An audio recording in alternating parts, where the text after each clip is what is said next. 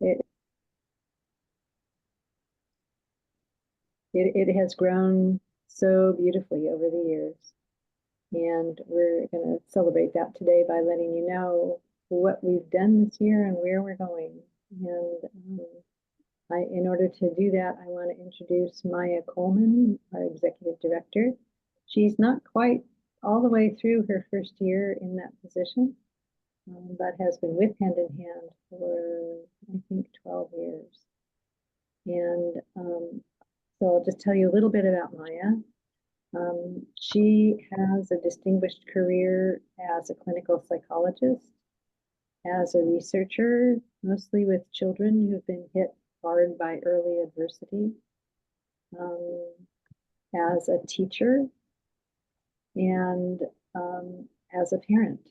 And she knows personally the full power of our approach in improving the lives and the relationships between parents and children, and helping children heal from early hurt. And she has done over 10 years of work as a clinical psychologist with children whose behavior had them on the verge of being expelled from preschool. And she has worked extensively in the Washington, D.C. area with those children's parents, with the children themselves, with the staff, the preschool staff that were in there trying to help and couldn't figure it out, and with the administration of those preschool programs. She has also taught professionals. She has done that up in New England many years in a row. She invented a professionals class in the hand-in-hand listening tools about 7 years ago. And in 2017, she began training our research team.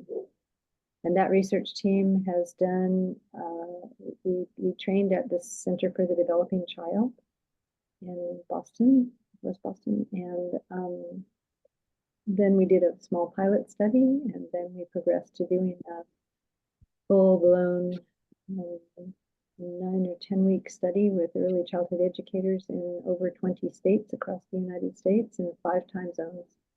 That gave us a rich trove of data, and the results of that research trial will be published in the Infant Mental Health Journal in 2025.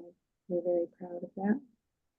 And boy, are we fortunate to have Maya as the head of Hand in Hand with all of those many skills, and with her deep understanding of how listening can transform lives. So Maya. Oh, thank you so much, Patty, and welcome everyone. It's really so nice to be here with you all, and I really appreciate you taking this time during a busy season for us to gather together. I wanted to start off our time together by talking about Hand in Hand as an organization and as an approach within the broader context of what's happening right now in the United States and in tribal nations. We find ourselves both in the wake of a very challenging political situation and right at the nexus of 3 massive public health and mental health challenges.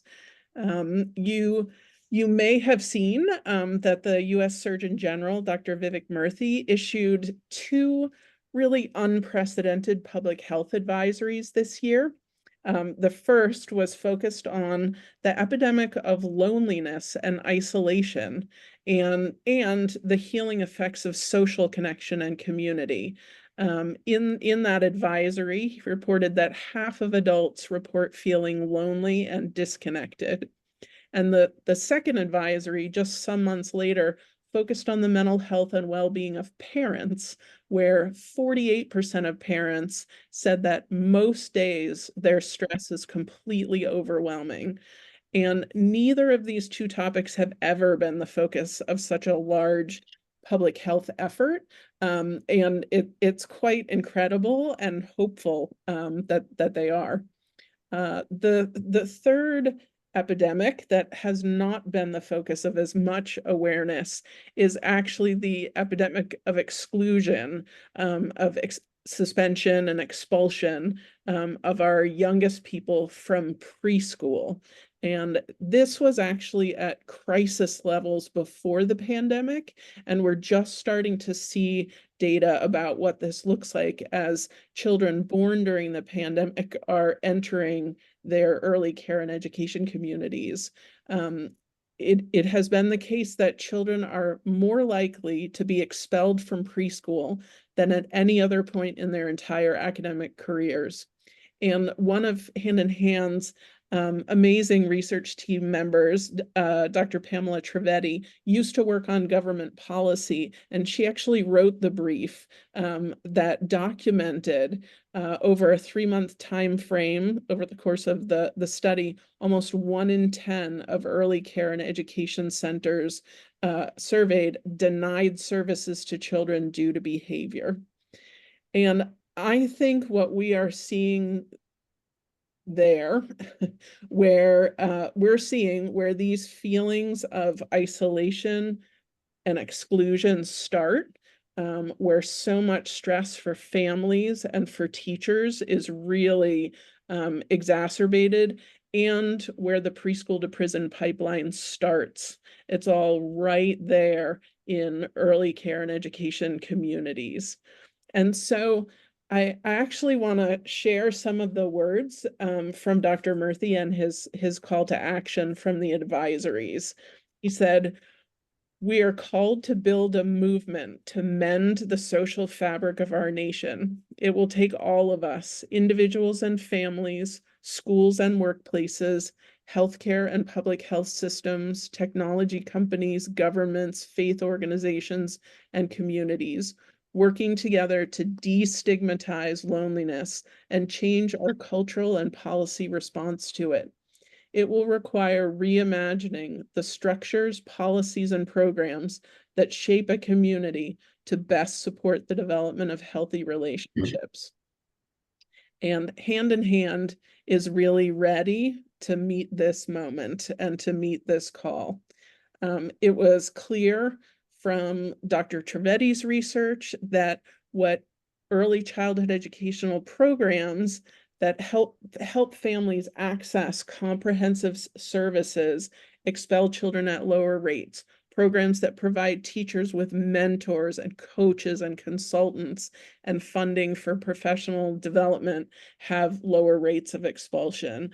And this is exactly the work we've been doing for years. But we are now, as an organization, bringing a coordinated wraparound approach to programs where all of the parents, caregivers, educators, and allied professionals like school nurses, school counselors, speech therapists, everybody in the school community receives aligned professional development and mentoring at the same time.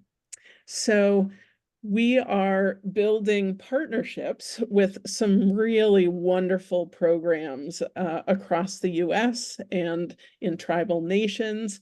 And it's these places where we are working to build the infrastructure of connection in all of the places where we are caring for children. And Hand in Hand is, we're just really lucky to have these amazing community partners with so much mutual learning going on. So I'm really excited to get to connect all of you with people from 2 amazing communities, the Lummi Nation Early Learning Program in Bellingham, Washington, and the National Child Research Center in Washington, D.C. These are both deep and valued relationships between both programs and Hand in Hand. And I'm just really pleased to gather us all together so you can get to know each other. So I'll pass things on to our wonderful Hand in Hand instructor, Shelley Macy, to start off these conversations. Thank you, Maya. So I'm really glad to be here. And I'm here, I'm an early childhood educator who, upon retirement, I get to more fully engage in teaching hand in hand directly. And the Lemhi Nation is up in the northwest corner of Washington State, surrounded by Washington State. And they have an early learning program that has expanded over the years. I've been working with them since 1989. But in terms of this latest effort, the director contacted me at least a year ago to set up some training about doing the hand-in-hand training for social emotional learning. She'd been my student about 10 years ago when she was a teacher in the classroom at Lemhi Head Start, and now is director of the program. And we had several times I was going to come and do some training, and got canceled for one reason or another. But in April of this year, I did an in-service with the, I don't know, 40 or 50 of the staff. And they liked it so much, they asked me to come back. And in May, I did another, and they liked it so much, they asked me to come back in August for their pre-service training and to contract with me to do training throughout the year. So we started the foundations course, which is an 8-week course. And my idea was there would be about 12 people, and we'd have folks who would take the course, but Janelle asked me to teach all of the staff. So it's a different model than we've done before, like 8 weeks in a row. So I'm meeting with 4 groups of 9 people, 9 classroom staff, once a month. And we've met 3 times now. And Nayana K. Gorman is here, and she's going to share some of their experiences, her experiences with using the hand-in-hand tools and what's been useful. And there's something else. Oh, I wanted to let you know that the program is rather large. They're funded for 117 Head Start children, for 40 early childhood and assistance program students, which is the Washington State sort of equivalent to Head Start, to expand their reach, and 72 early Head Start children. And Nayana K works with 3-year-olds in their wraparound daycare and early and Head Start program. So Nayana K, I'm so glad you're here, and you could introduce yourself and tell us just maybe a story or two of things that have worked well for you, or that you've learned or liked about the hand-in-hand approach. Yes, thank you, Shelley. Hello, everyone. My name is Nayanike Gorman. I am originally from Arizona, the Navajo Reservation. I reside here in Bellingham, Washington. I teach 3-year-olds in Head Start and daycare. And since I've had the exposure of the hand-in-hand training, I found a lot of tools useful in the classroom. And one of those main tools was stay listening. So, in anything that happens within the classroom, whether it's with the staff or with the kids, it's being active in listening, because there's always an explanation as to why the kids are going through their motions or the emotions. And so I found that listening and staying present with the kid, especially if they are going through some big emotions, and when that happens, I get through to them. There is a breakthrough. And so there is a bond that I realize that is created with these children. And I find that the most important thing and healing that is needed for a tribal community, and especially in a tribal Head Start, is the stay listening, because these children go through so many changes, so many wake up calls in the beginning stages of their life.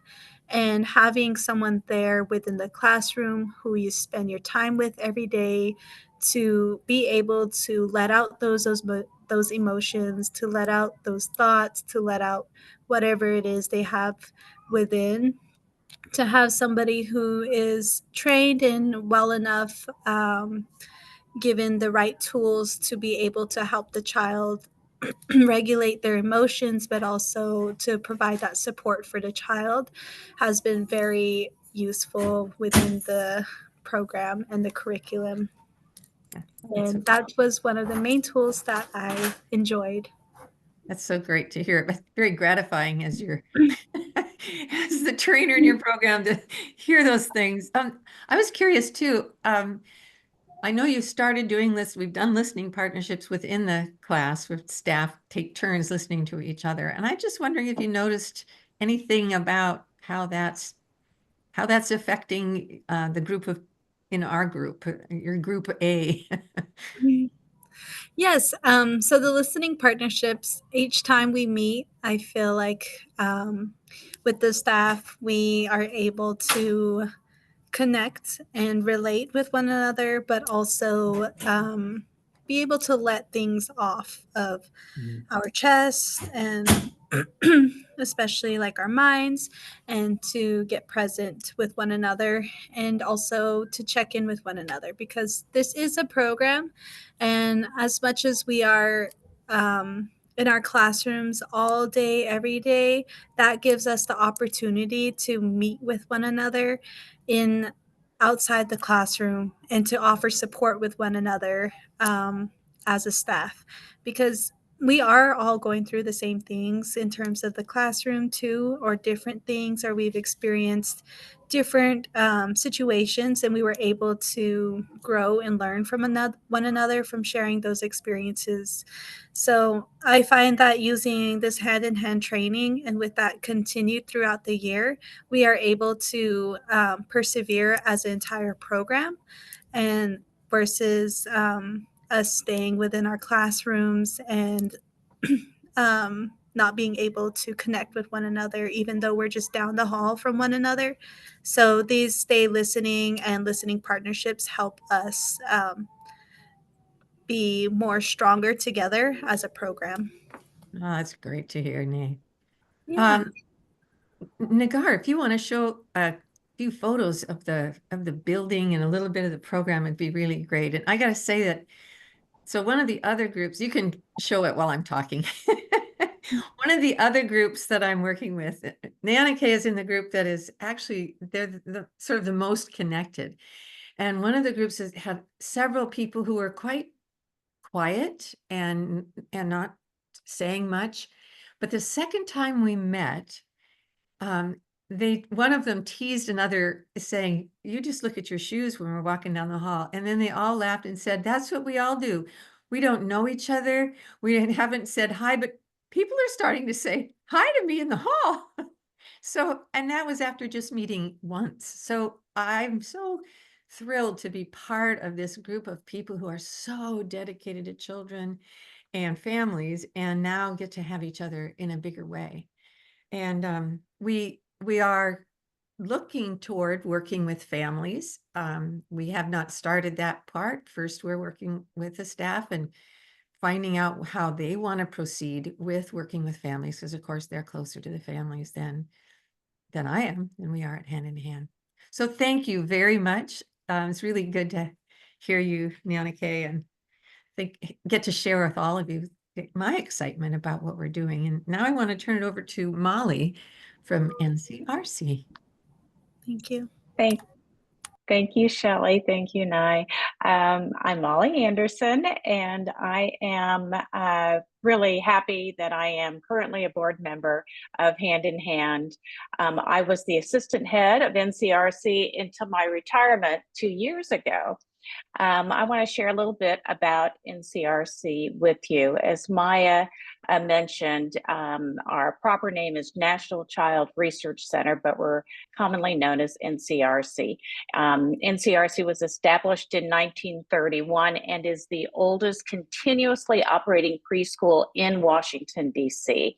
Since its inception, the school's mission has been to provide 4 things: a play-based emergent curriculum in early childhood development to include children with special needs, to provide parent education and support, and to implement appropriate cutting-edge research. So it was an enthusiastic yes when approximately 5 years ago, Maya and Judith Wides, who is NCRC's Director of Counseling and Family Support, approached the administrative team about inviting interested teachers to participate in Hand in Hand's Foundations course for educators. We had a nice cadre of teachers who completed the training and found it honestly to be transformative in their ability to support their young students and their families. In particular, I remember one of the teachers who was Montessori trained, had been at NCRC at that time for maybe 5 years, and she had over 30 years of experience. And she was, I wouldn't say she was a skeptic, but she was really surprised at how positive participating in the training was. In particular, she talked often about the impact of stay listening and special time with one of her young students who really was struggling with emotion regulation. So today it's my pleasure to introduce two of my former colleagues, Ashley Narte, who is also a Hand in Hand board member and a doctoral student in early childhood education and educational leadership. Now in her 10th year at NCRC, Ashley is a former classroom teacher and is serving full-time as NCRC's Director of Diversity, Equity, and Community. Ashley will be facilitating a conversation with NCRC's Mindful Movement teacher, Brock Martin, and Brock was one of the initial teachers who participated in the training group. So I'm going to turn it over to my two wonderful former colleagues. Thank you so much, Molly. Welcome, everyone. It's so great to see you, and thank you for joining us. And Molly was a wonderful former assistant head, and we miss her. But we're so glad I can work together with her in hand in hand. Molly shared how our partnership with Hand in Hand began, and I'm so proud to share that in this year we are continuing that, and we've expanded to our parents once again. We have 7 new teachers who will be joining the parent education or the teacher program cohort, and they're so excited too. And we have 33 parents signed up for our parent education course. And in fact, we had to open up another one because it filled up so quickly. And when we started talking about it, we knew that parents would be eager and excited for this, especially thinking about after COVID, with kind of just the feelings and the anxiety and the wanting to feel connected and grounded. And knowing our parent body so well, we knew that this would be something that would be beneficial for everybody. As our faculty and staff at NCRC continue to work on strengthening our partnership with families. And so as parents strengthen their partnership with children, that just makes for a stronger homeschool connection for all of us. And really a way to honor the diversity in our families and the diversity in our students.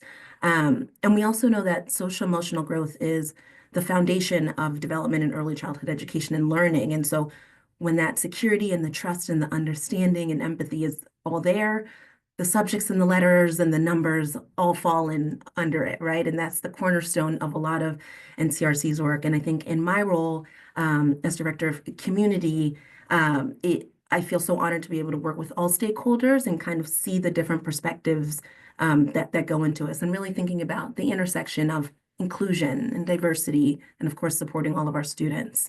So it is my pleasure now to introduce one of our wonderful teachers that helps propel this work. And as Molly mentioned, was one of our initial teachers in the program, Mr. Brock, as the students call him, or Brock Martin. Brock has been with us since 2019, started as an associate teacher, and now is our mindful movement teacher. And in fact, we even taught together, and that's where he started the mindful movement program, and we called it Mindful Monarchs because we were in the butterfly class. And it is so wonderful that he has spread it program wide. He is a 200-hour yoga teacher training certificate, and in fact this summer started a program in Nantucket for mindfulness with children. And so Brock helps ground both children and teachers alike every day, and the grown-ups alike, with his kindness and his practice. And so I can't wait for you to hear how Hand in Hand has really inspired Brock's work. So Brock, welcome. Thank you so much. Yeah, Ashley, much appreciated. Molly, great to see you. And it's really nice to be here with everybody else as well. Wonderful. So Brock, can you tell us when you first heard about about Hand in Hand and why you were interested in signing up for the program?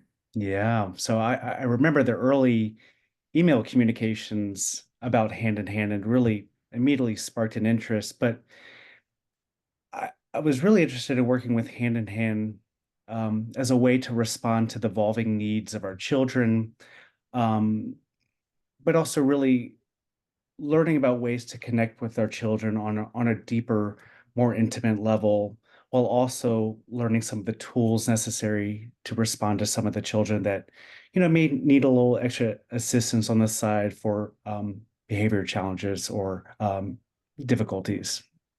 Mm. And can you share some of the takeaways that you got from that initial program and how that impacted you as an assistant teacher? Yeah, I'll tell you, it's in 2022, I took the foundations course for early childhood educators, and it was a 8-week long course, and it was really amazing.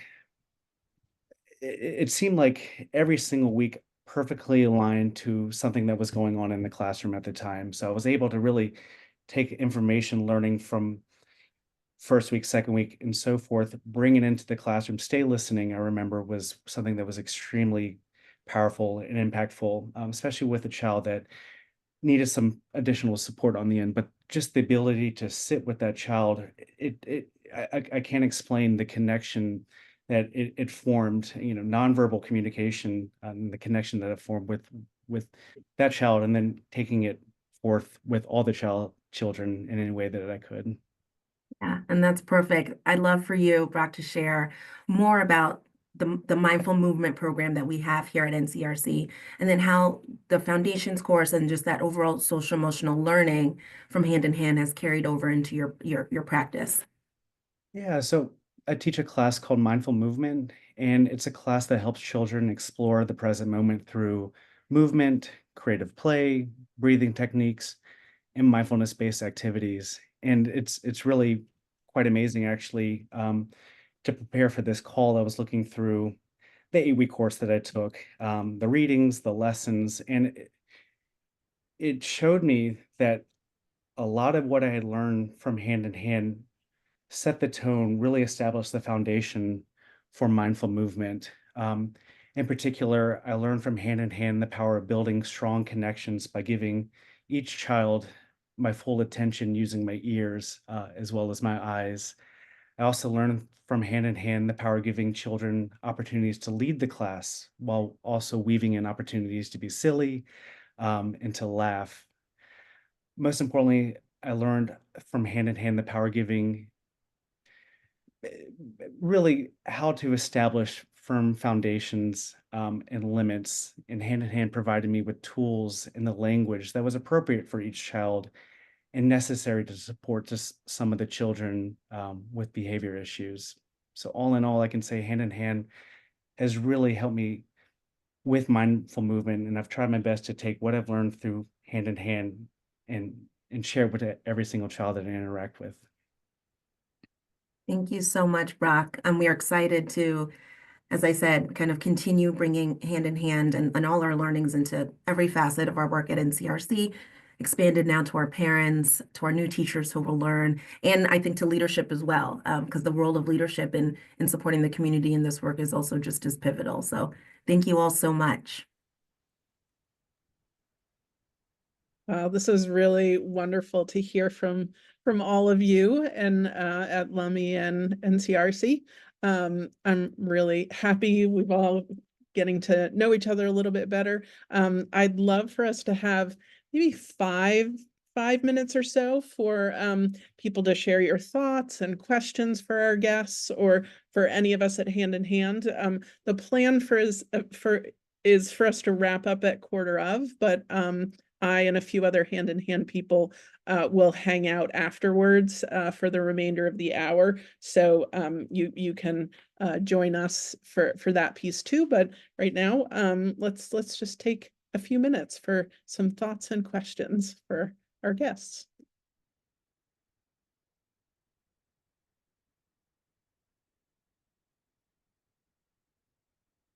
Anybody? appreciations. Maya, I'll jump in.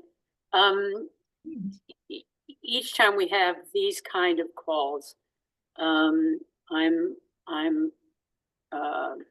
thankful for those of you who put in the hard work, because I know it is hard work. I get this image of Sisyphus and the rock, in the hill, of helping with taking hand in hand through breakthrough periods. And there have been several over the years. But Maya, your leadership and the rest of the staff and just what has changed in the time I've been around hand in hand is amazing. I mean, they've got to have a bigger word than amazing. But anyway, I just wanted to express thanks and just incredible appreciation for the hard work that I know goes into this. And this partnership with NCRC is fascinating to me. I had about 6 months ago, went out in California. We were making everybody go through TK this coming year. And I'm a grandparent, and I thought, oh, this is going to have a washback onto parents in terms of they haven't got these skills, many of them. And it's that student in the middle, teacher, parent on each side, and trying to make that homeschool partnership work. Everybody needs hand in hand, and it sounds like NCRC is really making use of this. So sorry to be so long-winded. Well, thank you so much, Jane, and really thank you for your just support and enthusiasm. And I always love getting together with you on these events. So thank you. Thanks for your comments. Other thoughts? Yeah, Mary Lou. Well, what a delight to be on this call. I can't help but still speak to my dream for Hand in Hand. I've served on the board for 16 years, and then but my career has been 45 years in early childhood education. And when I saw my schools, my heart was really just broken. But the one thing that I don't ever get out of my head is that there is going to be one day a hand-in-hand preschool school of some sort. We're this much away, have always been this much away.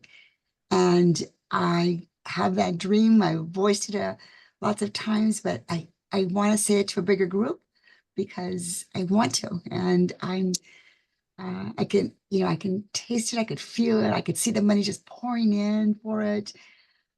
I just want it so badly. So let's go for it one day or soon. Thanks so much, Mary Lou. And sooner than you think, things are percolating, and we are in conversations actually with a pretty exciting possibility. I won't reveal more here because literally those meetings are happening right now, but a lot of this is coming from the university partnerships that we've been building with Georgetown and University of Vermont and University of Maine and University of Thessaly in Greece. And there are some really exciting lab schools possibilities percolating there. So Love it. yeah, I'm super excited about that. So our next gathering, hopefully we will have lots more to report on that. But that's actually a good segue into what I wanted to talk about next as we wrap up.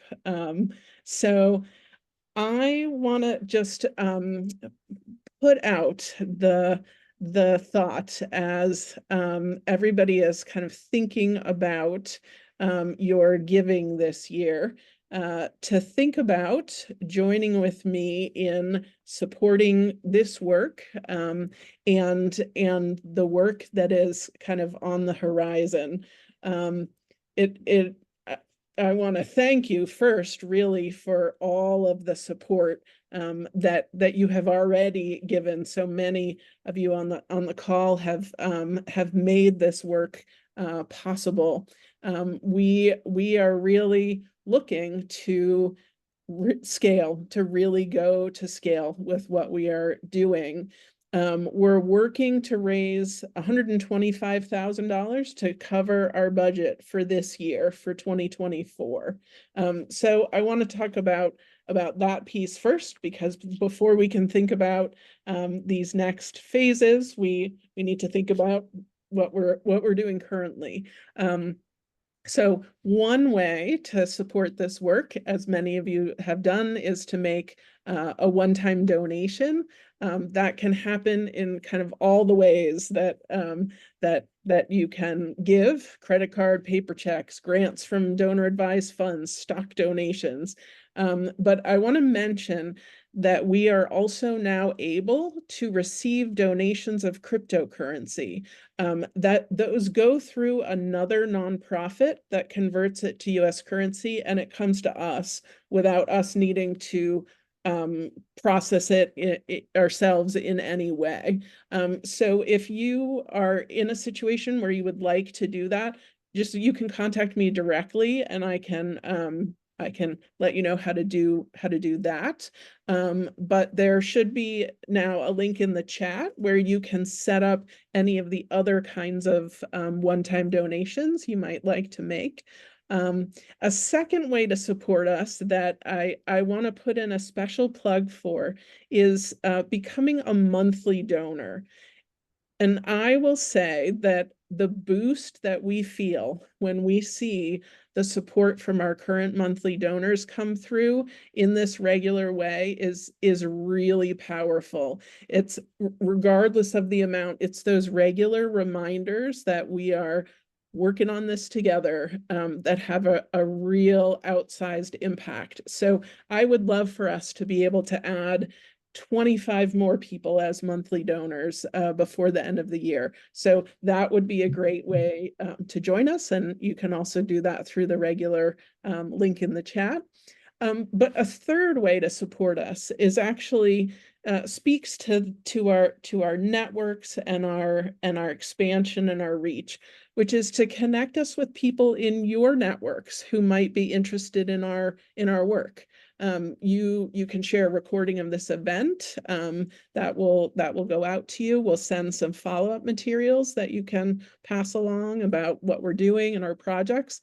And we all at Hand in Hand are available to and really excited to meet with people who might like to chat about what we're doing and to cook up new projects together. So if you're connected to schools or programs that might like to partner with us in some way, just really put us in touch. We're especially good at getting together with people and just kind of co-creating what a community would most like to see happen. And one easy thing is for us to do some kind of short training or workshop for a community, so everybody can be introduced to Hand in Hand. That's actually super reasonably priced. We have a very large cohort of instructors who provide those kinds of trainings regularly. So please just don't hesitate to put us in touch. And so as you're thinking right now a little bit about about your giving and how you might like to partner with us, I just thought I'd share some thoughts I've been having about kind of where I'll be focusing my energy and attention over these next few years. So over the last week, I've been invited to join a number of kind of small mutual aid groups where 20 to 40 people get together and kind of make a monthly donation that's then distributed to certain members among the group having a particular need that month. And it's really interesting because it made me think about the history of mutual aid societies that really used to be much more a part of kind of how we operated. And it really made me think about the way that Hand in Hand is really an intergenerational mutual aid organization on a global scale. It's like we are supporting people in building the infrastructure of care everywhere that we're welcoming children into families and into communities. And this is the time when children and parents and early educators are in the place where they need that more intense resource to come their way. So I would love for all of you to join me in kind of putting our collective will and resources into an organization, this organization that really gets meaningful, efficient, and concrete support directly to people who are most going to need that buffer of care in this next period of time. So most importantly, I just want to wrap up with appreciation for you for being part of this really wonderful community, for sharing yourselves, your attention, your energy. And I want to pass along to Patty for some other closing thoughts. Oh, you're muted, Patty.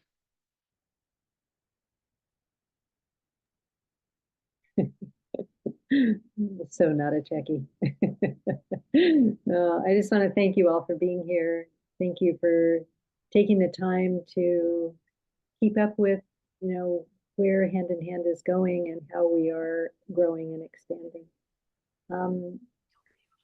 In my mind, sort of the biggest possible frame for what we do is we are really teaching people to gather themselves, to pour into someone else full respect for the other person's intelligence, full trust that if we listen, the other person will be able to hear themselves talk and begin to be able to separate their feelings from, the tangle of things that are hard for them in their lives, and make progress on that tangle.